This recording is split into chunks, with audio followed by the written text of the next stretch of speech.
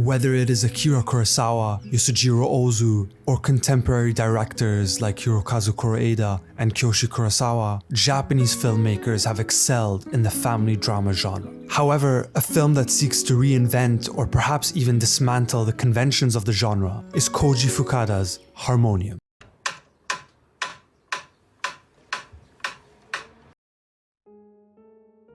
A key aspect of the family drama genre is establishing the family's current dynamic or atmosphere before introducing the main plot points, and Harmonium follows this pattern. The film presents a typical Japanese middle-class family with an ordinary lifestyle. Toshio, the father, runs a machine shop in his garage, Aki is a conventional housewife, and their daughter Hotaru plays an instrument. Their lives, much like the rhythms set by Hotaru's metronome, are steady, calm, and repetitive. However, this internal rhythm is soon disrupted by the arrival of another character. One day, Yasaka, an old acquaintance of Toshio's, appears at the family's machine shop. We learn that Yasaka has just been released from prison and there's some tension between him and Toshio due to an unresolved past. Toshio, out of nowhere, offers Yasaka a job in his shop and a place to stay in his home. A decision that surprises his family as they now have to live with a stranger they know nothing about. As time passes, the rest of the family starts to warm up to Yasaka, who gives music lessons to Hotaru and grows closer to Aki. In many ways, Yasaka begins to replace Toshio's role as the family's father figure and even embodying qualities that Toshio lacks. Yasaka's arrival disrupts the family's internal mundane rhythm, which has masked the distance between them. Yet through Yasaka's helpful and attentive nature, a new rhythm emerges, further exposing the fragile connections within the family, but at the same time setting the stage for a darker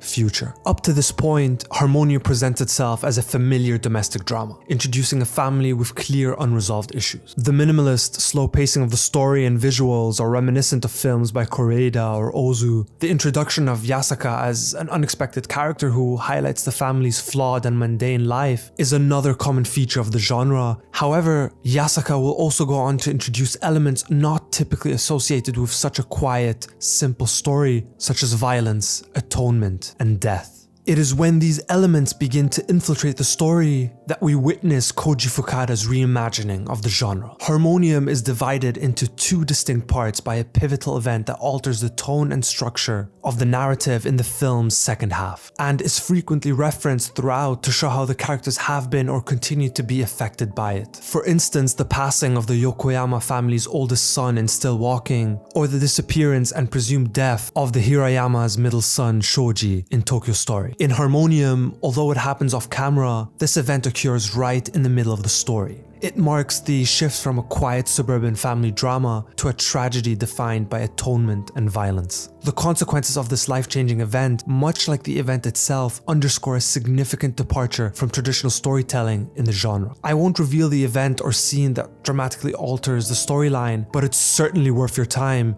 if you're looking for a surprising twists in your family drama genre. Harmonium retains many elements that define the genre in Japan. The elegantly composed long shots and the minimalist normality of everyday life permeate from the film. However, the transformation the film undergoes shows that it is unlike any other in the genre. While typical family dramas seek to slowly portray the restoration or understanding of family ties, Harmonium aims to depict the slow and painful disintegration of those bonds. The director masterfully uses one of Japanese cinema's refined assets as a foundation to highlight and expose the fragility of family relationships, but above all, to demonstrate the impact that tragedy and the past can have in our lives, even when least expected.